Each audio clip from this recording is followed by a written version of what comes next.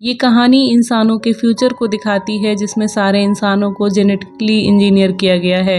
इन सब की उम्र 25 साल की होते ही रुक जाती है और इनके हाथ में फिट की गई घड़ी में सिर्फ 1 साल का टाइम रह जाता है। अब यही टाइम उनकी बची हुई जिंदगी है और यही उनकी करेंसी है। कहानी की शुरुआत में एक लड़का विल और उसकी माँ को दिखाया जाता है। दोनों की उम्र सेम लग रही होती है, लेकिन आज उसकी माँ की 50वीं वर्षगांठ है।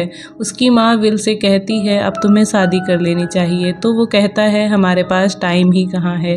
उसकी माँ के पास सिर्फ 2 दिन और उसके पास 1 दिन का समय बचा होता है। अब दोनों काम पर निकल जाते हैं। यहाँ पर काम करने पर रुपयों की जगह टाइम ही दिया जाता है।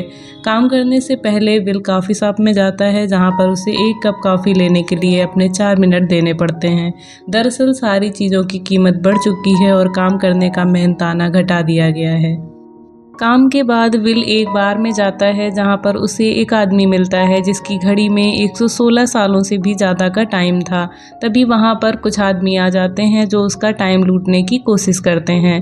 तभी विल उनको चकमा देकर उस आदमी को एक सुनसान बिल्डिंग में ले जाता है। रात में वो आदमी विल को बताता है कि वो जिस टाइम जोन से आया है वहाँ के लोगों के पास बहुत सारा टाइम है और कहता है वो 100 साल जी चुका है और अभी भी उसके पास 100 साल से ज़्यादा का टाइम है। तभी विल अपनी घड़ी देखता है जिसमें सिर्फ 18 घंटे बचे हुए थे। बातें करते करते दोनों सो जाते हैं। सुबह जब विल की नींद खुलती है तो वो अजनबी वहां से जा चुका था। अब विल अपनी घड़ी में नज़र डालता है जिसमें 116 सालों से ज़्यादा टाइम था। जाने से पहले उस आदमी ने एक कांच की खिड़की पर लिख दिया था डोंट वेस्ट माई टाइम। अब विल उसी खिड़की से बाहर देखता है तो वो अजनबी उसे एक पुल के ऊपर बैठा दिखाई देता है जिसके पास सिर्फ 18 सेकंड का टाइम बचा हुआ था। इससे पहले विल उसके पास पहुंचता उसका टाइम खत्म हो जाता है और उसकी मौत हो जाती है। अब विल अपने दोस्त के पास जाता है जो कि बहुत गरीब होता है। विल उसे 10 सालों का समय देकर वहां से चला जाता है। इधर विल की माँ को दिखाया जाता है जो कि अपने सारे बिल्स चुका कर काम पर से लौट रही होती है।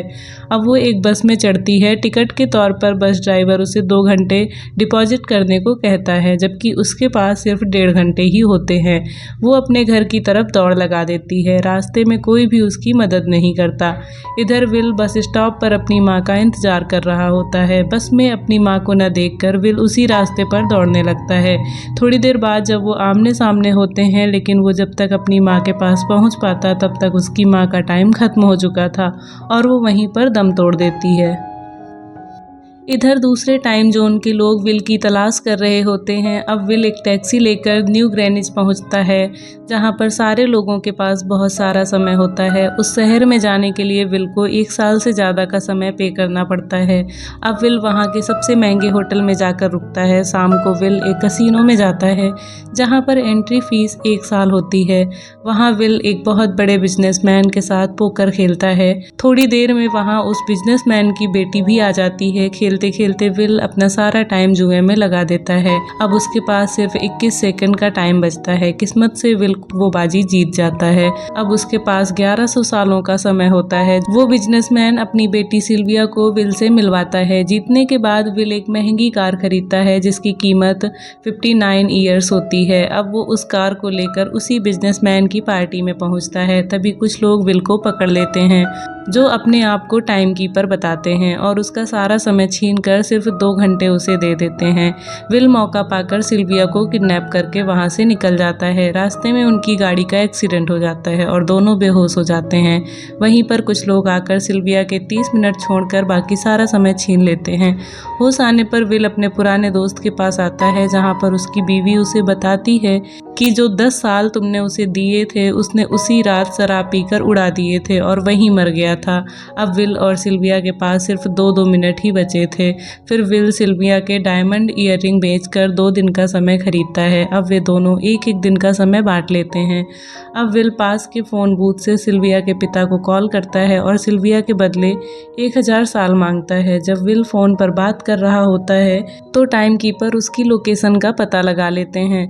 अगले दिन सुबह सुबह टाइम कीपर दोनों को ढूंढ लेता है और विल को मारने ही वाला होता है, तभी सिल्विया पीछे से आकर गोली मार देती है। अब विल उसका टाइम लेकर सिर्फ 5 मिनट छोड़कर उसकी कार लेकर सिल्विया के साथ वहां से चला जाता है। रास्ते में विल टाइम कीपर की कार छोड़कर एक दूसरे आदमी की कार लेकर टाइम बनाने वाली फैक्ट्री में घुस जाता है और वहां मौजूद लोगों से कहता है जिसको जितना टाइम चाहिए वो ले सकता है। इधर सिल्विया के पिता के आदमी और टाइम कीपर सभी विल और सिल्विया को ढूंढ रहे होते हैं। फिर एक दिन अचानक सिल्विया अपने टाइम जोन में अपने पिता के सामने जाती है। उसके पिता सिल्विया को देखकर हैरान हो जाते हैं। तभी पीछे से विल अपनी गन उनके सिर पर लगा देता है और उनको एक सीक्रेट तिजोरी के पास ले जाता है जिसमें सिल्विया के पिता का 10 लाख सालों का समय रखा था। उस टाइम को लेकर विल और सिल्विया अपने टाइम जोन में सारा टाइम गरीबों में बराबर बराबर बांट देते हैं।